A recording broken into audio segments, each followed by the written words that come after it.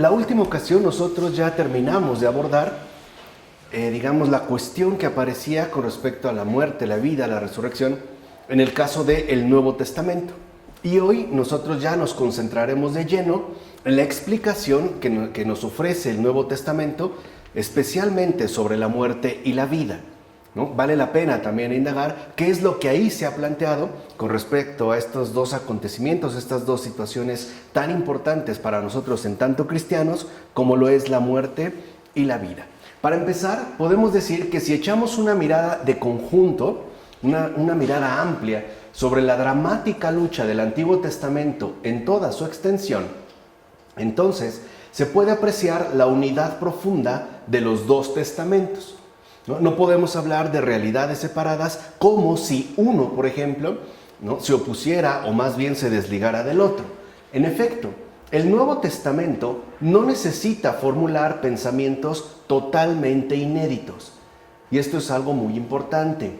Lo nuevo de él, es decir, del Nuevo Testamento, consiste en el hecho original que incorpora y conjunta todo lo dado hasta entonces, pero eso sí, haciéndole alcanzar toda su amplitud del martirio, es decir, el martirio del testigo fiel, Jesús, y en su resurrección. Esto es realmente lo nuevo, lo insólito. O sea, todo lo que se expresó y nosotros vimos en el caso del Antiguo Testamento alcanza su plenitud en la referencia concreta que ahora se va a focalizar, se va a centrar, se vaya a referir de una manera directa, de una manera absoluta a Jesús, que en efecto coincidirá con la figura del testigo fiel. Y ya no solo en este caso con su martirio, sino sobre todo con su resurrección. De tal manera que entonces todo este drama vivido por el pueblo de Israel, recuerden cómo la última ocasión nosotros expusimos, ¿no? La maduración de la fe en el antiguo pueblo de Israel va a alcanzar precisamente en Cristo resucitado esa respuesta tan deseada, esa respuesta tan anhelada que está, digamos, como de la cual está sedienta la fe, precisamente una fe atacada y atribulada que grita pidiendo auxilio. No olviden el caso que mencionamos, por ejemplo, ya en esta maduración de fe, tanto, por ejemplo, lo que se muestra en los libros sapienciales, como podría ser Job o bien el Eclesiastés. No obstante, habría que aclarar qué valoración se le da a la muerte en esta nueva perspectiva. Se le va a dar una valoración muy particular a la muerte. Ahora, pues bien, lo primero que habría que decir al respecto es que el Nuevo Testamento mantiene claramente la dirección esencial del Antiguo Testamento. O sea, ambos pues mantienen esta dirección esencial, se orientan hacia la misma finalidad. Y en el signo de la cruz, por ejemplo, que es algo importante de destacar, no se ve ningún tipo de glorificación de la muerte que sustituyera a la antigua alegría que se sentía por la vida. O sea, en este caso, la cruz, el signo de la cruz, no se opone en lo absoluto a esa alegría por la vida que ya se había, en este caso, enfatizado en el Antiguo Testamento. El sí a la vida y el juicio que se da sobre la muerte como lo antidivino, que es, digamos, ¿no?, como el referente fundamental de la fe en el Antiguo Testamento, vuelven a aparecer al final del desarrollo neotestamentario, como lo podemos ver ya de modo expreso en Apocalipsis 20, versículo 13 y siguientes. ¿Qué ocurre ahí? Al final, el mar, que es la imagen mítica del reino de los muertos, del mundo de la muerte, tiene que devolver a los muertos, siendo entonces cuando se arrojen y se quemen juntos para siempre en el lago de fuego, tanto la muerte misma como el infierno. En este caso, el ser muerto. Y aquí hay que entender entonces ya como una especie de perfilamiento bastante preciso que se realiza en el caso del Nuevo Testamento. La muerte al final es vencida. ¿Qué quiere decir? Que esta muerte en principio no es algo necesario ni que se tenga que mantener para alcanzar la plenitud de lo que se busca, es decir, de este sí a la vida que en efecto Cristo ha llevado a su máximo esplendor, es decir, a toda su plenitud. En Apocalipsis, ¿no?, como lo acabamos de mencionar, esta imagen del mar que en efecto es esta imagen mítica de los muertos y que se consideraba antes por su profundidad, etc., se muestra como algo que en todo caso y al final es vencido. O sea, la muerte es vencida y en este caso es vencida por Cristo. De tal manera que al devolver a esos muertos, digamos aquellos que ya no le pertenecen porque ahora han sido rescatados y asumidos por la vida en la propia carne de Jesús, estos, tanto la muerte como el infierno, son literalmente, ¿no?, los que ya son desterrados de la vida. Y por eso se constituirían en particular el ser muerto, ¿no? Aquí ya hay como una precisión. Y solo entonces ya no habrá más muerte, no más ser muerto, pues solo habrá vida. Es decir, hasta ese final, hasta el final. De fondo, es lo mismo que se dice también en la primera carta a Corintios en el versículo 15. Se quitará de en medio la muerte como el último enemigo, ¿no? Eso se menciona en el capítulo 15, versículo 16. De tal manera que su final significa el definitivo y único señorío por parte de Dios. La vida invencible que aleja de sí la sombra tenebrosa de la muerte. Es decir, ya no habría ningún tipo de presencia o amenaza por parte de la muerte. En este sentido, la postura cristiana fundamental, juntamente con la veterotestamentaria, se opone de manera plena a las explicaciones que las otras religiones dan de la realidad. Y esto va a marcar una diferencia esencial, tal y como las ha desarrollado, por ejemplo, la India dentro del conjunto de la postura budista, cuyo principio supremo es apagar la sed de ser, que en todo caso sería la fuente más profunda del sufrimiento. O sea, recordemos que en el caso de la India, lo que nosotros llamamos existencia no es más que la manifestación dolorosa, sufriente, de esa rueda de la encarnación de la que no hemos podido aún liberarnos. En la India, en pocas palabras, vivir no es una alegría. Es todavía una especie, no tanto de castigo, pero sí una especie de purificación aún no terminada. De tal manera que para la India, tal y como lo plantea, ¿no?, la postura budista, lo fundamental es llegar al no ser. Es decir, ya no ser algo en concreto, ya no ser algún tipo de individuación, ya sea una planta o un animal, sino dejar, ¿no?, este ámbito de la individuación, que se considera como la fuente más profunda del sufrimiento, la existencia asumida, para hundirse o más bien desvanecerse en esa nada que ya no involucraría, digamos, el sufrimiento del cual uno pretende, en efecto, quedar liberado. Entonces, en el planteamiento budista, ¿no?, lo fundamental es llegar al estado de Buda. Y recuerden que Buda no es una persona, Buda es un estado. De hecho, podemos decir que Buda consiste en la liberación de la individuación y pasar entonces al estado de luz, ¿no?, a ese estado de iluminación donde accede esta nada, que no es la nada occidental como vacío, sino esa nada porque ya no hay nada individualmente definido. Es decir, ya uno ha superado pues el sufrimiento. Y ciertamente podemos decir que el cristianismo va en la dirección contraria, puesto que dramatiza, asume con total realismo la sed de ser, convirtiéndola en sed de Dios mismo, viendo en ello, de hecho, la plenitud de la salvación, o sea, la anulación del sufrimiento. Entonces podemos decir que, a diferencia de lo que nos puede proponer el budismo, en el cristianismo, esta sed de ser no consiste en la anulación de la existencia, sino más bien en la comunión con Dios.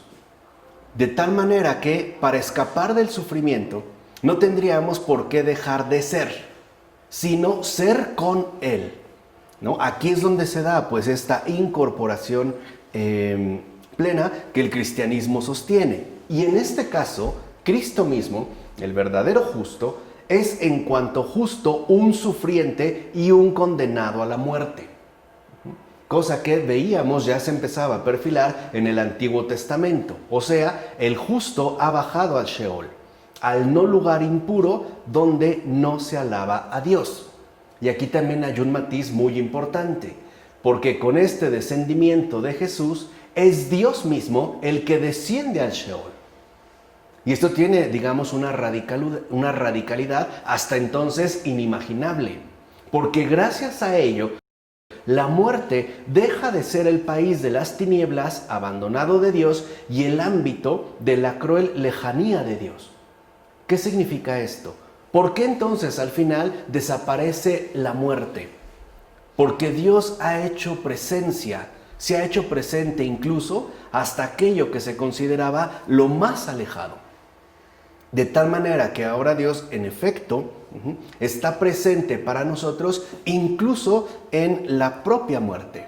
Si para el Antiguo Testamento el Sheol, dijimos, es ese no lugar, ¿no?, propio de los muertos, que se caracterizan por la ruptura de la comunicación, en particular con Dios, pero también entre sus semejantes, y por ende es el lugar abandonado de Dios, ¿no?, el lugar al que uno no quisiera ingresar. Con el descenso de Jesús a ese Sheol, a ese lugar abandonado por Dios, Dios también entonces se ha hecho presente. No hay nada pues que haya escapado a su poder, vamos a decirlo así, al triunfo total de la vida. De tal manera que esto cambia por completo la perspectiva. En Cristo es Dios mismo el que ha penetrado en el ámbito de la muerte, o sea, se ha ido hasta sus más hondas entrañas, y que nosotros confesamos bajo el término de infierno, ¿no? En el credo apostólico decimos que Jesús bajó a los infiernos, descendió a los infiernos. Y digamos que los infiernos, precisamente, o el infierno, representa ese ámbito más hondo de la muerte. Por decirlo de otra manera, ¿no?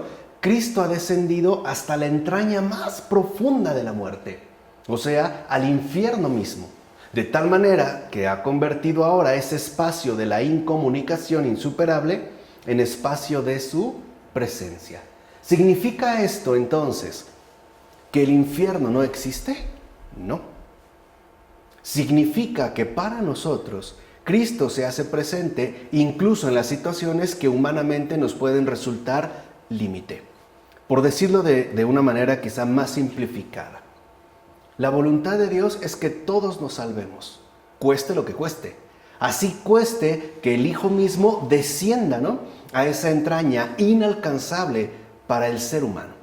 De tal forma que, por decirlo así, Cristo se hace presente y nos quiere resguardar de ese abismo, ¿no? Es como una especie de cobertura, una especie de protección en cuya presencia entonces nosotros bien podríamos confiar. Ahora, esto no es para nada una glorificación de la muerte, ya que habiéndola visitado Dios en Cristo Jesús, Él mismo la ha suprimido y la ha superado precisamente como muerte. Y eso es algo importante, o sea, no hay brincos pues, no hay una especie de inconsistencia, no se trata de un truco de magia. Cristo muere y al morir es como ha vencido a la muerte, es decir, ha vencido a la muerte como lo que es, muerte. No lo hace pues desde afuera, sino desde dentro. Algunos grandes teólogos ya habían intuido, ¿no?, como este acontecimiento tan extraordinario de una u otra manera. Por ejemplo, San Agustín decía que la muerte como que olfateaba, como que intuía que que está a punto de morir, no es normal, por decirlo de otra manera, ¿no? La muerte no se le abalanza tan fácilmente, como que espera, como que intuye que ahí hay algo raro, pero definitivamente lo tiene que hacer. Y cuando la muerte, por decirlo así, ¿no?, se apodera de él, se da cuenta de que de quien se ha apoderado es la vida. La vida más fuerte que la muerte. Y por ende, la muerte quedó herida de muerte. Está agonizando. San Alfonso María de Ligorio, por su parte, cuando hace las reflexiones, ¿no?, sobre la pasión, dice que en efecto igual la muerte como que tenía miedo de acercársele, como que no era normal, como que olía que algo andaba mal ahí, algo era raro. Y como no se acercaba, el mismo Cristo la obliga a que se manifieste como lo que es decir, como muerte, y por eso inclina la cabeza. O sea, en el momento ya en el que inclina la cabeza, la muerte no tiene escapatoria. Y al apresarse de Jesús, lo que ha hecho es, por así decirlo, ¿no? Es una imagen, tragarse a Dios mismo en tanto vida invencible. Y por ende ahora la muerte ha sido vencida desde dentro. Por eso no ha sido necesario que la muerte como evento exterior o físico desaparezca ya. Lo importante es que ha quedado desarticulada desde su más profunda entraña. De tal manera que entonces, aunque nosotros tendremos que morir, vamos a decirlo así, físicamente, lo que encontramos ahí no es un vacío, sino que encontramos la presencia viva de Jesús. Es decir, el triunfo del resucitado. ¿Vale? ¿Se entiende? ¿No? Esto es muy importante de tenerlo en cuenta para que hagamos, ¿no?, de un principio de vida aquello que enuncia el Salmo, ¿no? Porque junto a ti abunda la alegría. De tal manera que por eso para el cristiano la muerte sigue siendo dolorosa, pero no es la última palabra. De tal manera que entonces, por decirlo así, la muerte ya no es oscura, está iluminada por la presencia de Cristo. Y esto también, en base a lo que hemos mencionado, nos tiene que hacer presente algo fundamental.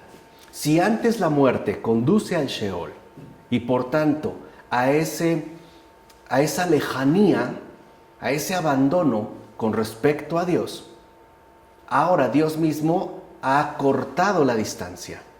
Ahora la muerte nos pone en presencia misma de Dios, porque Jesús mismo ha muerto como uno más de nosotros. De tal manera que entonces ahora la muerte ya no implica ausencia de Dios, sino presencia de Dios. De tal forma que podemos decir cuál es el verdadero momento en el que el hombre experimenta qué es la vida. ¿Cuál es ese momento? Es, dejémoslo claro de una vez, el momento del amor. Ahí lo que podríamos llamar el momento del amor. El momento del amor es, para el hombre, el momento de la verdad, el descubrimiento de la vida. Y es un descubrimiento que no corresponde con el último momento, como si lo tuviéramos que postergar hasta el último momento, o por ponerlo en una expresión quizá más coloquial, hasta el último suspiro. No, es el momento del amor, el lugar donde se experimenta la vida. Ahora lo importante entonces no es la mera defunción, sino la no inclusión en el amor. De tal manera que entonces ese momento del amor es el gran descubrimiento de la vida, ¿no? Es la única y más genuina experiencia de la vida, no la muerte. ¿Se entiende? O sea, esto entonces se ha transformado. Por ejemplo, algunos seguimos teniendo esta idea equivocada de que nosotros ingresaremos por fin a la verdadera vida. Muchos le hablan al descanso eterno, al reposo definitivo o al cielo, ¿no?, por tratar de resumirlo de alguna manera, después de morir. Y aquí hay un equívoco, porque no es la muerte la que nos conduce a la vida, es el amor, el que ya nos pone en un contacto profundo con la vida. Por eso para el cristiano la muerte en realidad no es glorificada, es el amor el que se exalta una y otra vez. El gran San Pablo de la Cruz lo veía bastante bien, ¿no? Sabemos que es el fundador de los pasionistas. Y él, que se la pasaba horas y horas mirando al crucificado, llegó a una conclusión extraordinaria. Decía, esto no es obra del pecado, esto es obra del amor. Y tenía en efecto toda la razón, porque no podemos suponer que es gracias a la muerte que nosotros pasamos a la vida. No es cierto, es gracias al amor. Y eso es lo que ha ocurrido en Cristo Jesús. El triunfo, como decía la gran Adrián von Speyer, el triunfo del amor no es la muerte, no es morir por morir. Es el amor que se entrega y que en efecto al entregarse da y ofrece vida, y además vida eterna, que la muerte no puede contener, porque la muerte no es eterna. ¿Estamos de acuerdo? No puede contener al que es eterno. Por eso, por decirlo así, es una imagen un poco ridícula, pero es para tener criterios de comprensión más precisos. Es como si un pez diminuto se hubiese tragado el océano inmenso. Explotó. No lo aguantó. No aguantó al Eterno. Por eso el engaño, ¿no? El suicidio. O sea, es el me quiero liberar, pero ahí no es el amor, ahí es el... Claro. Porque pensamos que la muerte es la liberación. Y no es así. Es el amor. Y ahí es donde uno, en efecto, podría quedar entrampado de manera bastante simple. Porque también acuérdense, ¿no? En el apartado de muerte metafísica, dijimos, cuando uno tiene una ideación suicida, o sea, cuando uno se quiere suicidar, uno realmente no quiere dejar de vivir. Quiere dejar de sufrir. Y esa es una cosa totalmente distinta. Por ello se ve el suicidio como una opción para acabar con el sufrimiento. Claro, pero acabar con ese sufrimiento también involucra acabar con la vida sufriente, ¿no? Es tratar de cortarlo, sí, pero se corta la raíz y se acaba todo. Además, digamos, de todas las implicaciones que tiene. Pero nos podemos preguntar, bueno, ¿y cómo es esto posible? Pues el ansia de inmortalidad, la sed de ser, no brota de la existencia aislada, autónoma, es decir, cerrada en sí misma, ya que es insatisfactoria. En todo caso, la existencia autónoma es el gran fracaso de nuestra humana experiencia. Y no es por ello casualidad que el mundo moderno se haya empeñado tanto en convencernos de esa invención que llamamos autonomía. Y que por eso también estamos indagando y desentrañando, ¿no? Sacándola a la luz para ver cómo es que se produjo este fenómeno tan grave, tan pernicioso, tan tóxico, de errorización, en este caso la invención de la autonomía. ¿Por qué? Porque la autonomía no es más que clausura a entrar en contacto con algo diferente a mí. Y eso es precisamente lo que el amor exige. La renuncia a uno mismo por otro, ¿no? Digamos, por esa alteridad que me sobrepasa, ¿no? Por mencionarlo de alguna manera. Entonces, cuando nosotros quedamos, ¿no?, encerrados en nosotros mismos, cuando estamos ensimismados y aceptamos o asumimos la existencia como algo aislado, lo que estamos haciendo es rompiendo cualquier posibilidad de comunión. Y ya no solo con Dios, sino también con los demás. De tal forma que el ansia de inmortalidad emerge más bien de la experiencia del amor, o sea, la experiencia de comunidad, de comunión con el tú y con él. O sea, de esa comunión con el prójimo y con Dios. Porque no solo la podemos limitar a uno u otro. De hecho, esa sed brota de la exigencia intrínseca que el otro plantea al yo y viceversa. Si hay una exigencia, hay un llamado. Y por ende también en este caso se espera una respuesta. De tal forma que el descubrimiento de la vida implica una supresión del yo. Y es claramente lo que mencionó Jesús, ¿no? Quien quiera venir a mí, renuncie a sí mismo, ¿no? Que muera a sí mismo, después que tome su cruz y que me siga. Entonces, la superación del yo es ese descubrimiento fundamental de la vida. O sea, un despojarse del yo autónomo, un abandono del error para entrar en comunión con la verdad. Y este descubrimiento únicamente acontece donde el hombre es capaz de salir de sí mismo. Entonces la existencia alcanza su más profundo sentido y vocación. Aquí, ¿qué quiere decir? Que de una u otra manera se pone al descubierto la esencia más profunda de lo que nos constituye como humanos. Es decir, existir, ¿no?, como la propia palabra lo sugiere en su etimología, es ir más allá de uno mismo. Salirse pues de uno mismo, para que de esta manera nosotros nos volquemos sobre aquello que no solamente nos rodea, sino que también, en pocas palabras, nos desborda. Y es este salir de uno mismo lo que nos pone en contacto con los demás y con todo lo demás. De hecho, por ejemplo, hoy es quizá, ¿no?, este como empoderamiento del yo autónomo lo que ha generado un enorme caos a nivel incluso bastante cotidiano. Pensemos, por ejemplo, el desastre medioambiental, ecológico en el que estamos inmersos. Hay personas que simple y sencillamente no les importa lo que ocurra, porque están centrados, por ejemplo, en sus propios intereses, llamémosle así, en su autonomía, ¿no? Mientras yo gane dinero o mientras yo obtenga ganancias, pues lo demás no me importa, no me interesa. Lo mismo ha ocurrido, por ejemplo, en los ámbitos de la construcción en México, ¿no?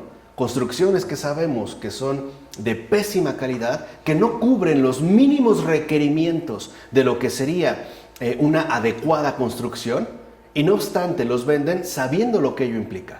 Y más en una ciudad que, como ya todos sabemos e incluso hemos experimentado pues, dolorosamente, ¿no? Es muy propensa a los sismos, ¿no? A la presentación de terremotos. Pero no importa. E incluso desde el hecho de que a lo mejor una persona engaña a otra con tal de obtener algunas ganancias. Es decir, pensando única y exclusivamente en sí mismo. Así pues, si el misterio de la vida es idéntico con el misterio del amor, entonces se encuentra unido también con el misterio de la muerte. En efecto, vida, amor y muerte son en unidad el misterio de la plenitud. Esa es la resurrección.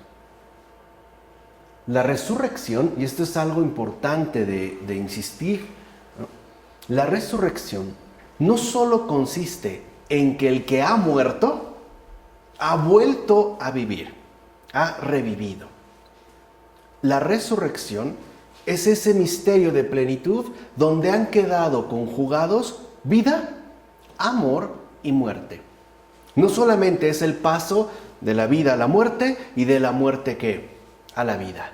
No, también ahí está implicado sobre todo el amor. De hecho, podemos decir el amor que es Dios es quien toma a una y otra y las configura pues en una sola unidad. Dicho de otra manera, en la resurrección se cuajó de manera concreta, de manera palpable, el propio misterio trinitario. Ahí está la Trinidad.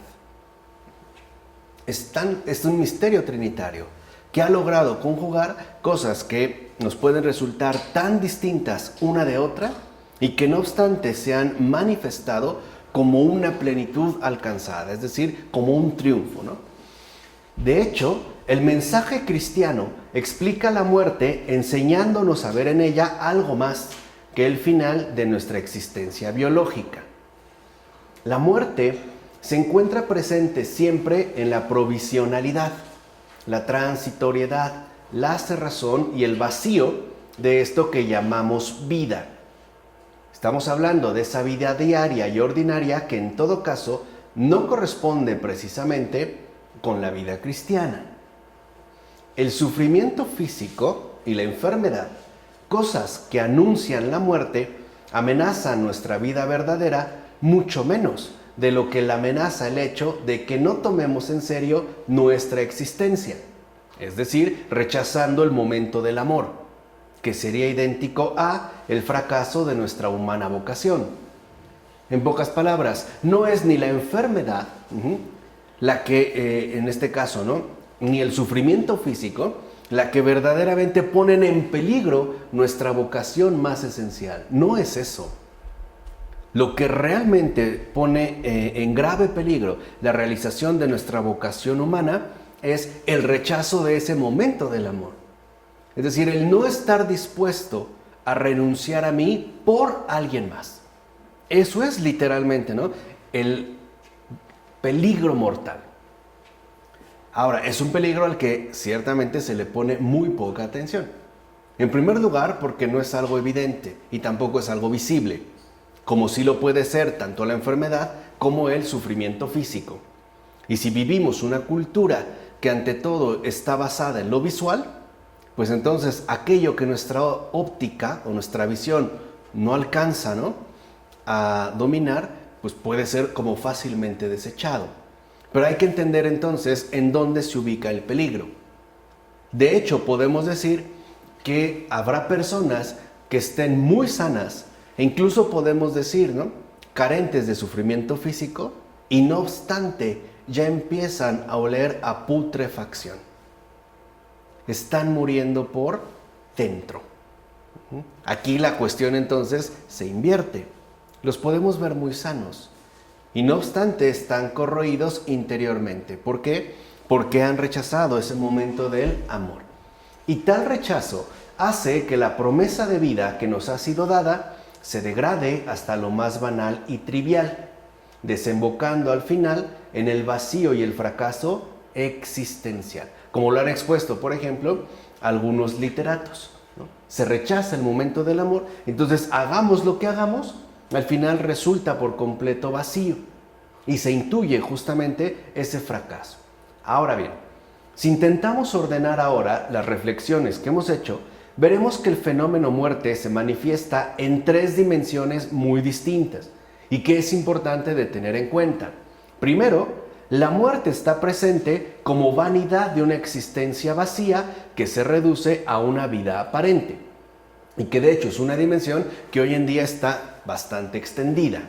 Segundo, la muerte se halla presente en cuanto proceso físico de disolución que acompaña inseparablemente la vida y que se manifiesta en la enfermedad que conduce a la muerte y que nos puede resultar más o menos accesible. Tercero, la muerte sale al encuentro en el arrojo del amor que se abandona a sí mismo y se entrega al otro. La muerte entonces se hace encontradiza en la renuncia a uno mismo, es decir, en la renuncia a la ventaja propia en favor de la verdad. Y aquí es una dimensión de otro tipo. ¿Cómo se vence la muerte? Amando. Así se vence la muerte, porque es así como ha sido vencida. Es decir, cuando Jesús nos dice, sígueme, nos está invitando, ¿no?, a seguir el camino que es Él con su palabra, con su persona, con todo lo que ello implica. Si el Señor nos dice, sígueme, es realmente ir, ¿no?, tras Él, o sea, ir realmente, ¿no?, detrás de Él, porque Él nos dijo, yo soy el camino. Este camino, que una vez yo se los comenté, conduce en primera instancia a la verdad. Y una vez insertos, una vez comprometidos, una vez incorporados a la verdad, entonces lo que sigue es la vida. Por eso una persona que no está en la verdad no alcanza la vida. Y se empieza a ver ya hasta en signos que nos pueden parecer como muy banales, pero que en efecto, ¿no?, tienen como un alto contenido de significación. Por ejemplo, ¿qué pensamos actualmente de una persona superficial? De una persona excesivamente superficial. Como que intuimos que algo no anda bien. De hecho, como que intuimos que esa no es vida, ¿no? Vivir de una manera tan aparente, tan irrelevante, tan superflua. Como que vamos intuyendo que no es vida. Ahora, ¿por qué intuimos de fondo que no es vida? Si parece pasarla muy bien, porque no está anclada en la verdad. Por eso. Y esa es una intuición que de una u otra manera todos tenemos. O sea, como que intuimos que eso no es, pues, ¿no? Y aunque se diera la gran vida, aunque fuera una gran celebridad incluso, como que intuimos que ahí está haciendo falta algo. Bueno, justamente lo que está haciendo falta es la verdad. Y ese es, digamos, el tercer punto en el cual nosotros también nos incorporamos al triunfo de Cristo. Se vence la muerte amando, entregándose de lleno al momento del amor. Por eso podemos decir que nuestra existencia es esta oportunidad, ¿no?, temporalmente permanente de optar más bien por el amor. De tal manera entonces que uno ya no se preocupa por uno mismo, uno ya no está obsesionado con uno mismo, sino que uno decide hacer entrega de sí. Uno se convierte en un ser para otro, que es de hecho, ¿no?, por decirlo así, la identidad más básica de la Trinidad.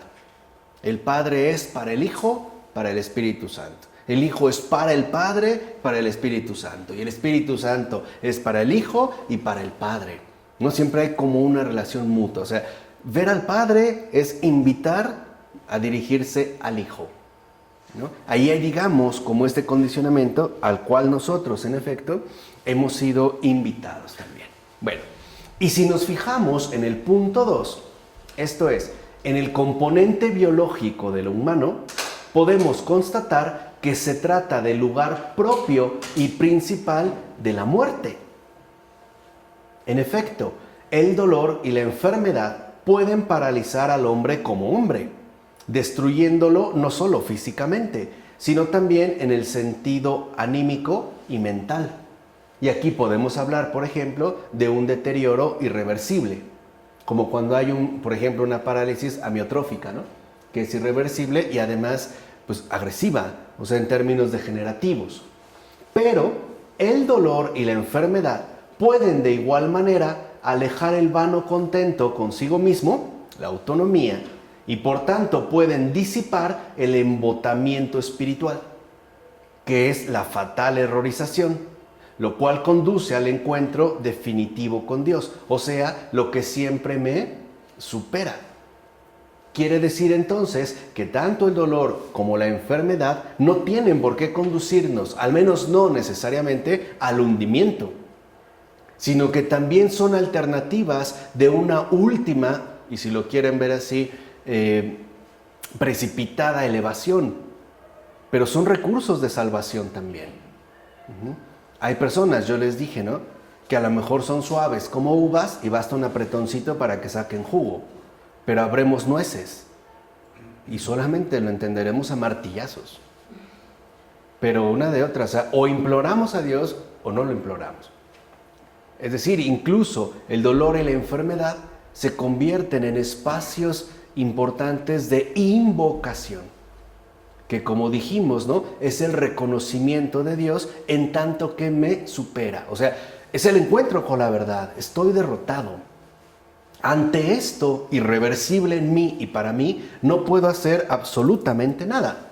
Y a veces no solo crean que es algo que se hace en conciencia. No, también en nuestras relaciones humanas habituales. ¿Cuántas veces antes de que nosotros lo sepamos, nuestro familiar cercano que estaba en el hospital es el primero que se enteró, porque a través del doctor, de que no tenemos remedio? Incluso se da en términos bien humanos, ¿no? ¿Sabe que es irremediable, no? O es un cáncer terminal. Incluso hasta se dan plazos de vida, ¿no?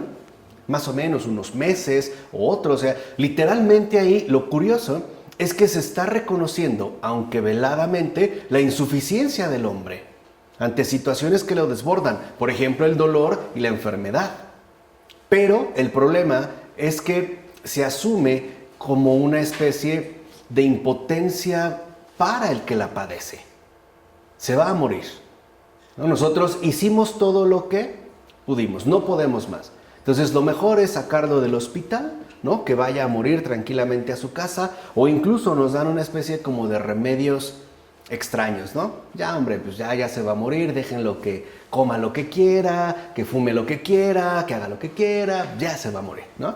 Pero en realidad, ahí digamos que la trampa consiste en que esa no es la última palabra.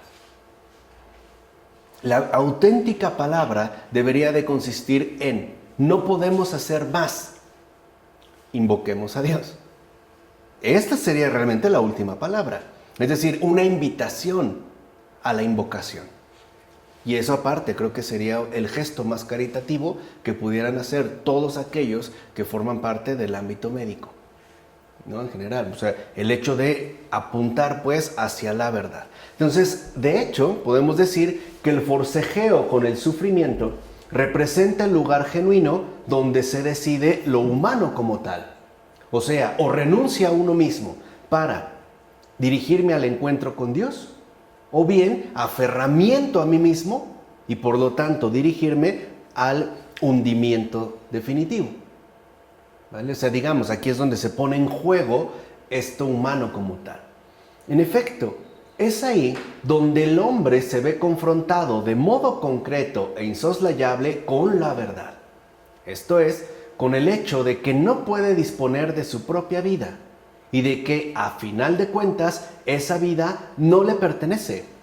O sea, no es de ningún modo propietario.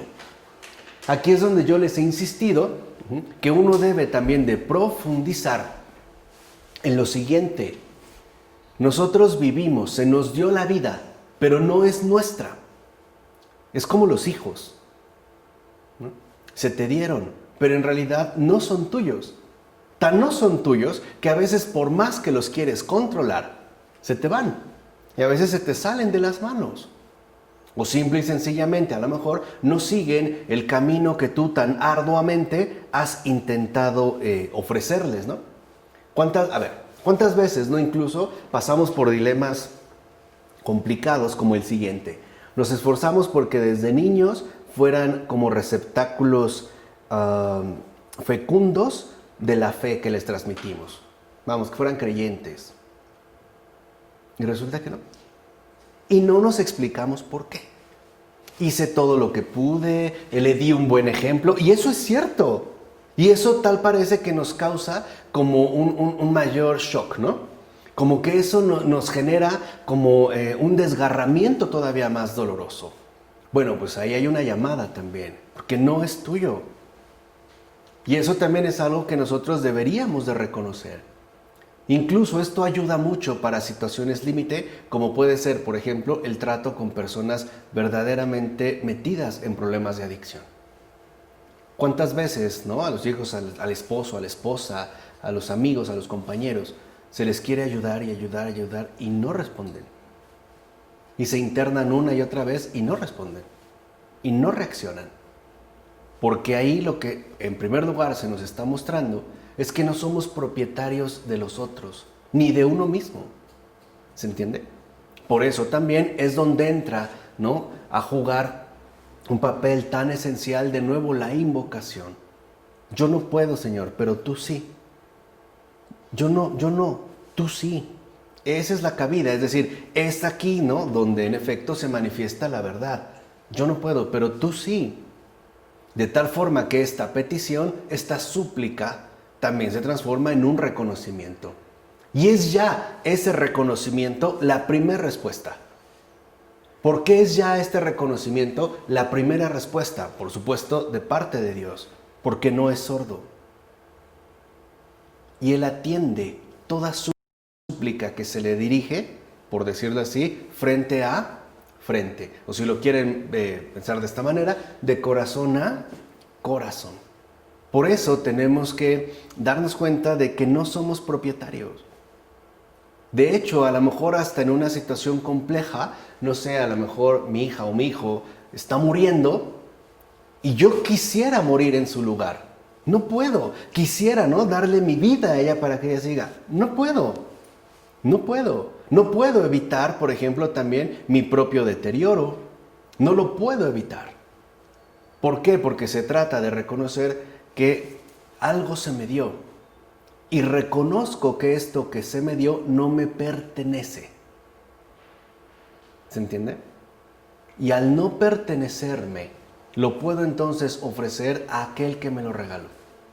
Es decir, se trataría de un gesto, pues, de libertad. Ahora, de ese forcejeo real y concreto que conduce al intento de confiar en el poder ajeno, es decir, por lo menos ya realizar un intento ¿qué? De entrega. Es como este último jaloneo, ¿no? Y dicha entrega consiste en dejarse llevar sin miedo hacia lo desconocido. ¿Por qué sin miedo? Por lo que dijimos de Cristo. Porque al morir, el que está presente, ¿quién es? Cristo, no el vacío. Por supuesto, sin mirarse ya a sí mismo y sin tener en cuenta el temor que siente debido a la desconfianza. ¿Por qué tenemos miedo a morir? Y conste que ya lo habíamos visto, ¿eh? ¿Por qué tenemos miedo a morir? Porque en primer lugar es algo que para nada conocemos. O sea, no tenemos absolutamente nada que ver con la muerte. Segundo, me da miedo porque no sé si seré capaz de soportar algo así. O sea, en pocas palabras, en una situación tan drástica y aparte tan determinante, dudo de mí mismo. No sé si estoy en condiciones. Y no estoy hablando aquí de cielo, infierno, no. Simple y sencillamente de lo que ya se me avecina. Es decir, en este caso de lo inevitable. Por eso hay un miedo a morir. ¿Por qué? Porque reconozco, a final de cuentas, mi insuficiencia. Se hace palpable, es decir, ahí ya se muestra la verdad. Ante ello, yo no tengo ningún poder. ¿O sí? No lo tengo. Pero si yo más bien he optado por el momento del amor, entonces también la muerte está vencida para mí.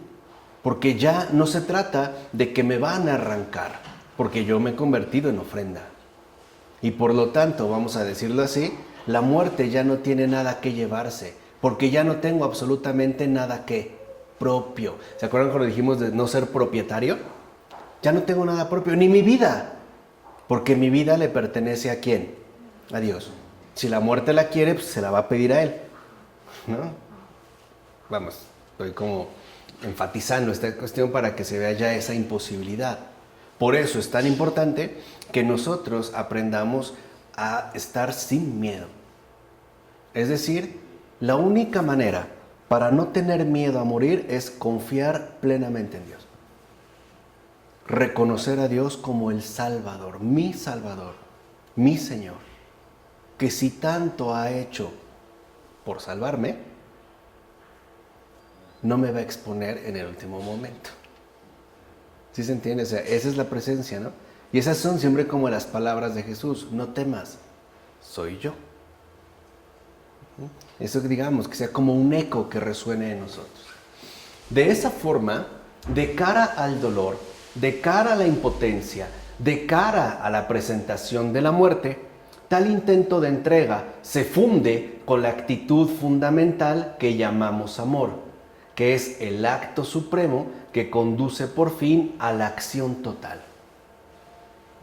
Así pues, nosotros quedaríamos incluidos, en efecto, en lo que hemos mencionado, en tanto acto de salvación. Ciertamente, el hombre se enfrenta con la imposibilidad de disponer de su propia vida, no solo en el límite físico de esta, tal y como se lo hace ver la enfermedad, sino que también se enfrenta con aquella imposibilidad en la misma esfera central de lo humano, en cuanto que está predispuesto para ser amado y se encuentra orientado al amor como el alimento vital de su alma. O sea, lo que nosotros necesitamos es vida. Y esta vida es Dios. Por eso muchos han hablado de que Dios, por ejemplo, una Santa Teresa ha dicho que solo Dios basta. No, solo Dios es lo absolutamente necesario.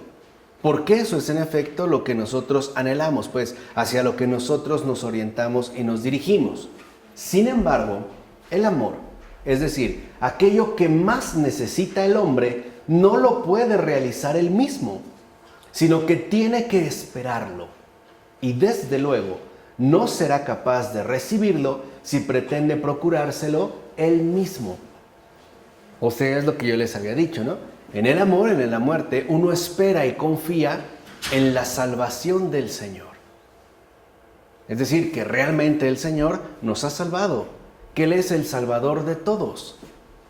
De tal manera que entonces este amor lo espero recibir.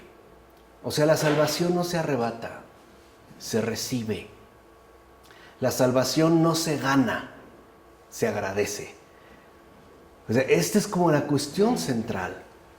Porque si no, en el momento definitivo, es decir, en el momento de mi muerte, si no estoy ya orientado en el amor, créanme, va a ser bastante complicado, ¿no? Y para muchos se ve desde antes de los últimos momentos, ¿no? Hay gente que podemos decir que entra en pánico, porque además se da cuenta de que haga lo que haga, ya no lo puede detener. Ya no puede hacer absolutamente nada. Y a veces nosotros le decimos, ya descansa, vete en paz, ¿no? Te queremos, le vamos a echar ganas, nos vamos a reconciliar, pero no entendemos en dónde ya está ubicada esa persona. De hecho, estamos hablando de los agonizantes. Y como sabemos, la palabra agonía viene del griego agoné, que se llama combate. Agoné es combate, es lucha. Ahora, cuando uno está agonizando, ¿con qué está luchando? ¿Con la muerte? No, consigo mismo. La lucha es con uno mismo. Imagínense que en ese momento de agonía todavía nos aferramos a decir, sí, sí puedo, yo puedo, yo soy. Y la muerte lo que nos muestra es, no es cierto, tú no.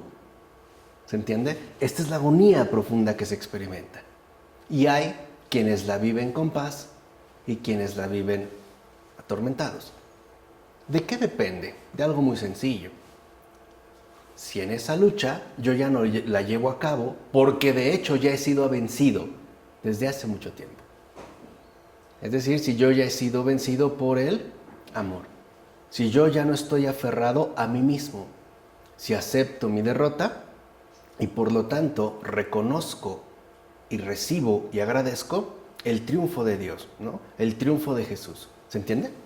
Esas cosas importantes. Bueno, incluso puede ser que el hombre se indigne por esa dependencia, o sea, que se oponga a la verdad, que quizá quiera destruirla, que quiera reducir tal dependencia a satisfacción de una necesidad que se consigue sin la aventura de la entrega, o sea, del arrojo del amor.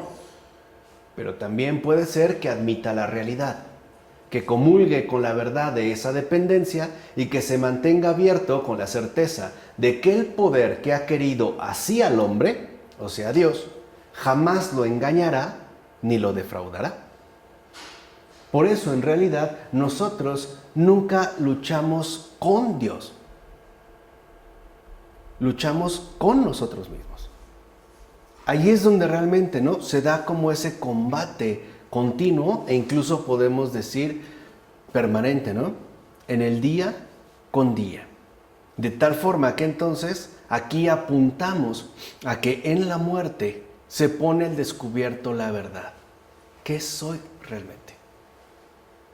¿Soy por mí mismo? ¿O soy por otro? O en términos quizá un poquito más accesibles. ¿Soy Dios o soy criatura? ¿Soy autónomo o soy heterónomo? ¿Soy dependiente o más bien soy independiente? ¿Soy infinito o soy finito? Este es, digamos, como el planteamiento. Por eso esto significa que la lucha con la muerte física hace que el hombre tenga que vérselas con la fundamentación misma de su ser. O sea, pues es algo netamente metafísico. Y tal fundamentación le sitúa ante la alternativa esencial de aceptar la exigencia del amor, o sea, la exigencia de la verdad, o bien de contraponerle el poder de la mentira y por ende de la muerte. O yo, mentira, o él, verdad. O yo, o Dios. Por eso les decía, en el último momento es esa doble disyuntiva a la que todos nos veremos expuestos. O él o yo. O Dios o yo. Es esto pues lo que va a remitir en último término a nuestra fundamentación íntima. Vamos, a la constitución auténtica en la verdad de nuestro ser. Eso es algo que experimentó Pedro, ¿vale? Y aquí vale la pena hacer como un pequeño paréntesis. Recuerden que en una ocasión, cuando Jesús viene caminando sobre las aguas de noche en la barca, ¿no?, y en la tormenta ellos están espantados, ven que un fantasma aparece y se espantan y se ponen a gritar. Y Jesús les dice, no teman, soy yo. Y Pedro le dice, Señor, si eres tú, mándame ir a ti.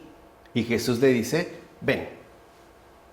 Pedro se baja y comienza a caminar sobre las aguas. Pero de repente, ¿no?, dice el Evangelio, que Pedro sintió miedo y se hundió. Fíjense, aquí hay muchas cosas llamativas, ¿no? Ese pasaje a mí me encanta mucho, porque, en primer lugar, ¿no les parece tan sorprendente que Jesús camine sobre las aguas? No les parece tan sorprendente. Más bien les parece atemorizante. Y el hecho de que Pedro le diga, si eres tú, mándame ir a ti. Y Jesús le tome la palabra, se lo tome en serio y le diga, ven, ¿no? Y Pedro se baje de la barca y comience a caminar también sobre las aguas, y de repente se hunda, nos habla de esa fundamentación de nuestro ser. Pedro logra dar unos pasos sobre las aguas por una simple razón. No está pensando en sí mismo. Está centrado plenamente en aquel que le habló. Es decir, está viendo ¿a quién? A Jesús.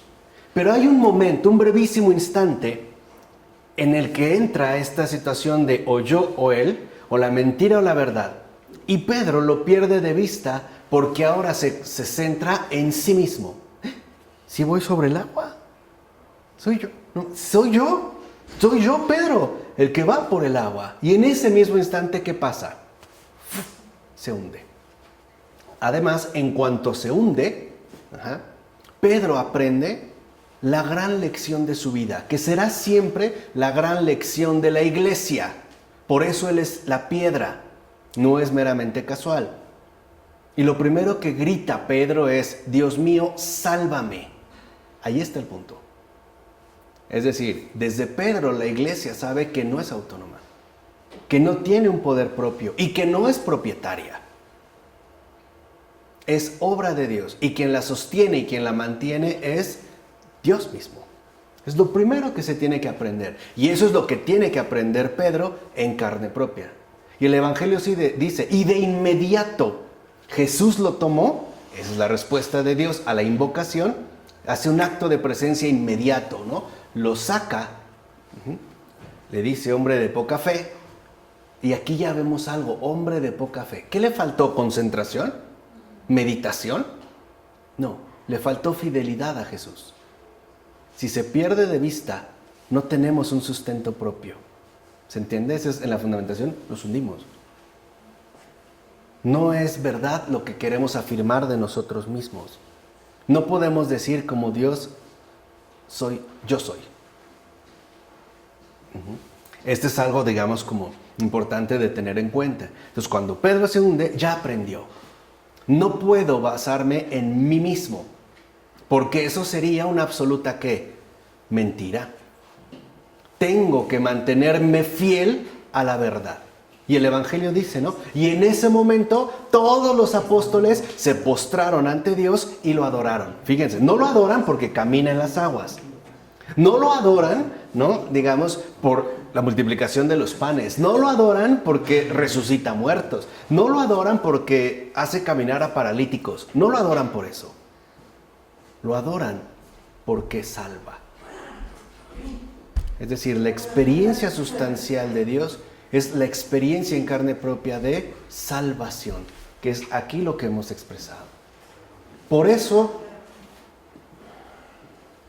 Pedro, al final, también ha traicionado a Jesús, ¿o no?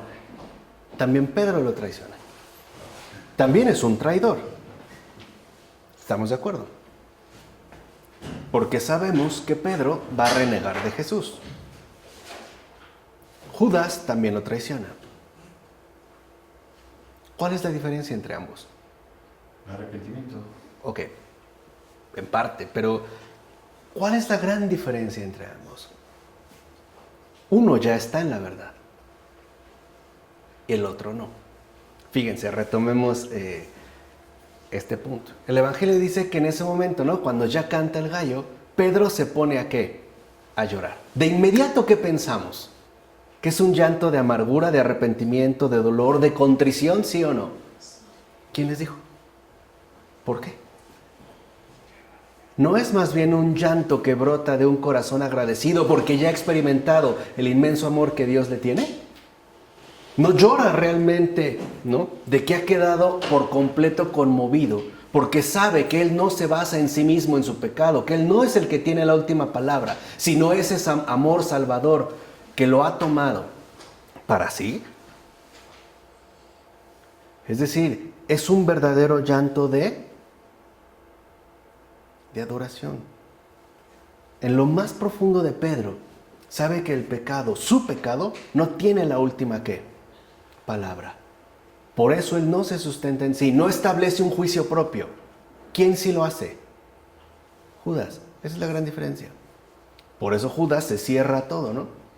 Este pecado que he cometido es tan grande que ni Dios lo puede perdonar. Vean, ahí está la mentira, ¿no? Se rechaza el amor y él mismo se enjuicia, por decirlo de esta manera. Pedro no. Pedro llora. Y llora porque ya ha experimentado previamente el amor ¿qué? De Dios. Ese Dios mío, sálvame. que se ha hecho presente. Por eso es tan fundamental que nosotros entonces entendamos cómo hay esta confrontación. O yo, mentira, o él, verdad. Y sobre todo en el momento definitivo. Pedro, a partir de esa experiencia en la barca, algo tuvo clarísimo. No soy yo el que salva. Es Él mi Salvador.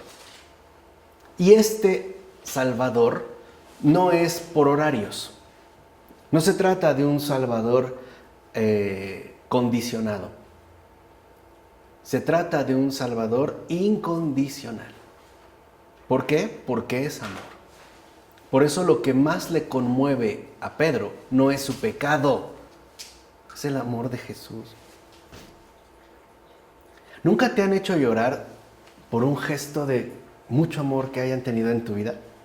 Que te conmueve el corazón y que al mismo tiempo sabes de que no eres digno de ello, no lo mereces, pero al mismo tiempo lo agradeces porque se te dio. Creo que es también como momento, ¿no?, de quitarnos esa especie de pátina sombría. O sea, no tenemos por qué como que solemnizar al pecado, ¿no? Como si todo fuera la hora del pecado. No es cierto. Es tiempo ya de que volvamos a retomar la experiencia y el pensar a partir del amor y no del pecado. Porque ahí es donde se va a dar precisamente, ¿no?, la resolución de estas exigencias. Bueno, pero esto plantea la siguiente pregunta. ¿Se puede aceptar la dura realidad de la muerte física continuamente presente en la existencia con una confianza que desemboca en la fundamental actitud del amor? ¿Realmente esto es posible? Ahora es cuando tenemos el camino abierto para poder adentrarnos en la cuestión cristológica. Ahora sí, una vez que nosotros hemos tenido ya como el planteamiento, ¿no?, de lo que ahorita se está tratando, ya podemos ahora sí adentrarnos en la cuestión cristológica. Vean, el Dios que muere en el mismo Cristo es el Dios que llena, satura la estructura del amor más allá de cuanto se pudiera esperar. Y por eso es justamente nuestra esperanza. Por eso precisamente sustenta, sostiene, mantiene, alimenta, fortalece nuestra esperanza. Porque este amor está presente incluso más allá de cuanto pudiéramos esperar, incluso al grado de la radicalidad que mencionamos. ¿En dónde? Están dormidos, ¿eh? Incluso en la muerte. Dijimos, incluso hasta el infierno, que es la médula más, ¿no?, honda de la muerte. Incluso ahí. O sea, darnos cuenta, pues, de esta radicalidad, lo cual, por supuesto, justifica nuestra confianza y cuya única alternativa es, en definitiva, la autodestrucción. O sea, el morir a uno mismo. Que es, como hace rato les comenté, la experiencia de Pedro. El cristiano muere en la muerte de Cristo. De hecho, el cristiano no tiene muerte propia, así como tampoco tiene vida propia, ¿o sí? Ni la muerte le pertenece. Por eso les decía, cuando llega el acontecimiento, ¿qué carajo se va a llevar? Nada, ni siquiera mi muerte. Ya no tengo, no es mi muerte. Yo muero la muerte, ¿qué? De Cristo.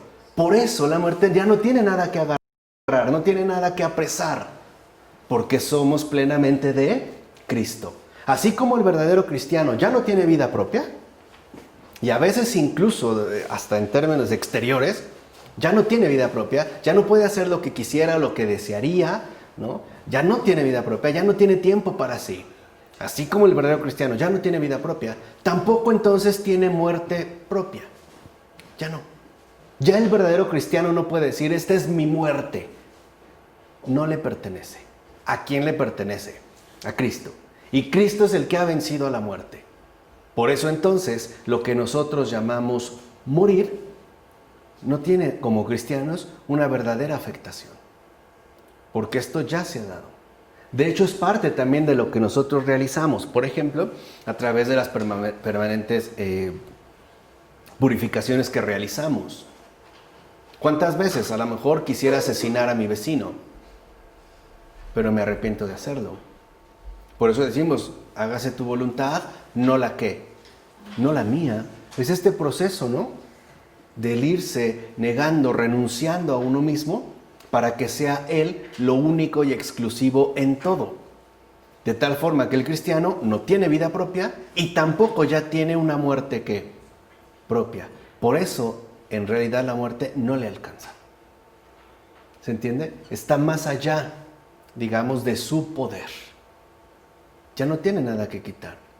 ¿Qué nos quita la muerte? A ver, entonces. Pues lo que considero mío. Lo que yo asumo que me pertenece. En pocas palabras, ¿qué nos quita la muerte? La falsa convicción de ser propietarios, incluso de mi vida. La muerte nos dice, nada te pertenece, ni tu cuerpo, ni eso puedes retener, ni tú mismo. Por eso les decía, la muerte es el encuentro con la verdad definitiva. Y es en este encuentro donde nosotros o comulgamos con el amor o rechazamos el amor para poder mantenerme en mi autoafirmación. Bueno, y esta fórmula tradicional adquiere ahora un sentido absolutamente práctico. El poder ilimitado que en todas partes configura, delimita la vida del cristiano, no representa una ley natural ciega, sino que consiste en un amor que se le ha puesto a disposición de tal forma que ha muerto por él y con él. Así pues, el cristiano sabe que puede fundir el despojo de sí que le acontece de continuo con la actitud, es decir, acción fundamental de un ser creado para el amor. De tal forma que nuestra vocación humana es ser para otro. Sin eso, no somos humanos. Si no alcanzamos esa condición, como lo dijimos hace un momento, ¿no?, tendremos que atravesar el fracaso existencial. Un ser que se sabe por completo seguro precisamente por la confianza puesta en el regalo del amor, que es un regalo absolutamente inalcanzable por uno mismo y que le ha sido dado gratuitamente. Y vean, o sea, ¿qué tan dispuestos estamos a mantenernos firmes en esa radicalidad? Es decir, en la exigencia auténtica de la fe. En ese amor. ¿Quieren ver por qué Jesús nos dice hombres de poca fe? Porque somos sacudidos con cualquier ventisca. Ejemplo. ¿Qué sucede cuando cometemos aún un pecado leve, digámoslo así? ¿Qué es lo primero que sostenemos? Que tenemos razón. Ya que tenemos razón. ¿Cuál es la actitud que asumimos? ¿De qué es lo primero que nos apartamos? Del amor. Del amor. Ese es el hombre de poca fe. ¿Se entiende? O sea, ese es el hombre de poca fe.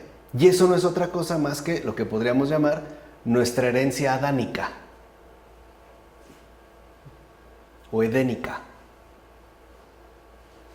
Adánica, ébica, edénica. Adán y Eva veían a Dios cara a cara y convivían con ellos, ¿no? Dios convivía con ellos y con absoluta familiaridad. ¿Qué es lo primero que hacen al incurrir en pecado? Desobedecer. Irse a esconder. Lo primero es, ya una vez cometido, ¡pum!, se van a esconder. ¿Qué pasó? Están desnudos. Para ellos Dios ya no es amor. Ese es el efecto más grave del pecado. Es decir, el pecado, la esencia del pecado es la desfiguración de la verdad. Ese es el pecado. Esa es la esencia del pecado, es la desfiguración de la verdad. A partir del pecado se les abrieron los ojos. Sí, para la mentira, para el engaño, cosa de lo que hasta entonces habían sido preservados. ¿Qué es lo primero que hacen? Irse a esconder. O sea, ya no contemplan la verdad, ya no se mantienen firmes en la verdad. Incluso el propio Adán lo expone, ¿no? El Señor mismo lo va a buscar. Adán, ¿dónde estás? ¿Y qué es lo primero que le responde Adán? Señor, aquí estoy. ¿Qué haces aquí? ¿Por qué te escondiste? Es que te oímos venir para acá y tuvimos que, fíjense, ya no es alegría de su cercanía, ya es que miedo. Ahí está el segundo efecto. Distorsión de la verdad. Y a partir de la distorsión de la verdad, lo que experimentamos es miedo, abandono, soledad, orfandad. Es decir, todo el estiércol que derrama el pecado. Y así nos ocurre a nosotros. Es más, cuando cometemos alguna falla, aunque no sea necesariamente pecado, nos sentimos de inmediato avergonzados, ¿no? Por eso a lo mejor alguien me pidió algo que hiciera y no lo pude hacer y hasta me siento mal, ¿no? Hasta tiendo a ¿qué? A agacharme, como Adán, me escondo. No quiero dar de nuevo ¿qué? La cara. ¿Por qué pasa esto? Porque ahora todo el peso nos lo damos a nosotros mismos. Ya no hay como esta transparencia con respecto a Dios. En pocas palabras, ya desconfiamos del amor. Desconfiamos de Dios mismo. Suponemos que Dios tal vez no es bueno, que ya se enojó, que me va a castigar, que me va a condenar, que lo mejor sería estar lejos y apartado ¿qué? De Él. Mantenerme pues a la distancia. Cuando la verdad es justo lo contrario. ¿Se entiende? O sea, por eso debemos nosotros darnos cuenta cómo ese reconocimiento del amor involucra superar todos nuestros humanos criterios retorcidos. ¿Se acuerdan lo que acaba de decir el apóstol Santiago en su carta, no? No juzguen con criterios retorcidos. En todo. O sea, no solo con respecto a, digamos, al aprecio, el trato que damos a la gente, sino en todo. No juzgar con criterios retorcidos. No creer, por ejemplo, en pocas palabras, que Dios es malo o que no es bueno. Siendo sinceros, ¿no es lo que más trabajo nos cuesta? O sea, aceptar con absoluta convicción que Dios es bueno y es amor. ¿No es este como el verdadero desafío? No, yo creo que no es yo creo que el verdadero desafío es alcanzar este amor, este desafío, salir del mismo para alcanzar este amor, ese es el gran desafío. Okay. Sabemos que Él es bueno y lo que Él quiere, nos queda muy claro su voluntad. El problema es que yo alcance este amor, ese es el gran desafío, haciendo su voluntad en este amor, ese es el gran desafío.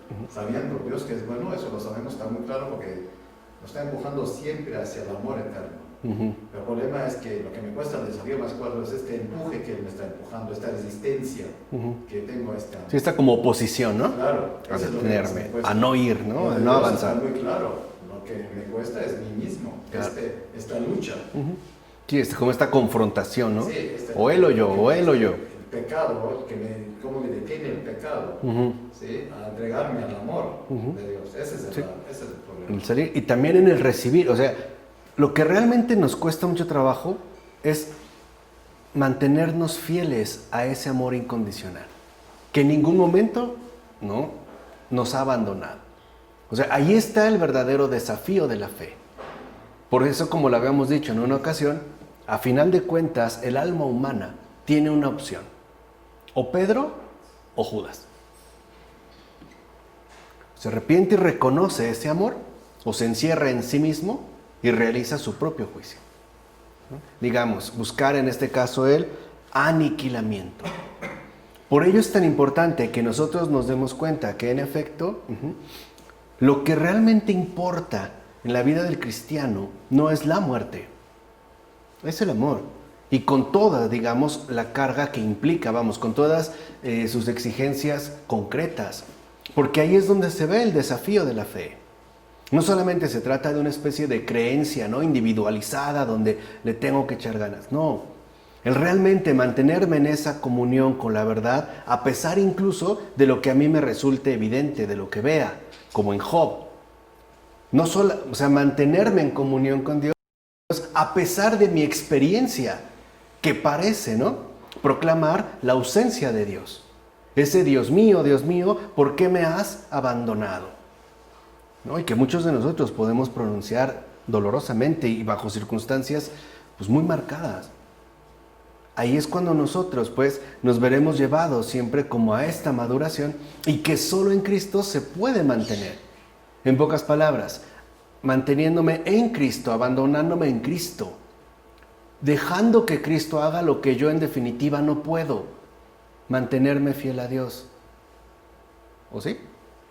Así, de manera impecable, de manera intachable, solo Cristo. O supongan que ahorita de repente sufrieran una enfermedad grave que los dejara completamente paralizados, que no pudieran ni hablar, solo parpadear. O que se enteraran que hubo un accidente de gas en el edificio donde viven y toda su familia, menos ustedes, acaba de morir. ¿Qué pasaría en esos casos? O sea, eso es también lo que quiero que entiendan. Se trata de la renuncia a uno mismo total, no parcial, ¿se entiende? O sea, llegar pues a la misma entraña, porque esa es la misma radicalidad del amor. Es decir, se busca también y se espera una respuesta adecuada a abandonarme por completo en Cristo, dejando que Cristo haga lo que en definitiva yo no puedo, mantenerme fiel a Dios a pesar de qué, de todo. Nosotros podemos renegar, molestarnos, sentirnos incómodos, a veces nos sentimos bien, a veces muy mal, a veces ya me harté, a veces ya me cansé, a veces ya renegué, incluso blasfemé. Pero la medida no está en mí. Esta es la entrega total a Cristo. Por eso el cristiano no tiene vida propia, no solo en sus actividades, que también se da, ¿no? Uno ya no se va a ciertos lugares, uno ya no frecuenta ciertas cosas, deja de hacer.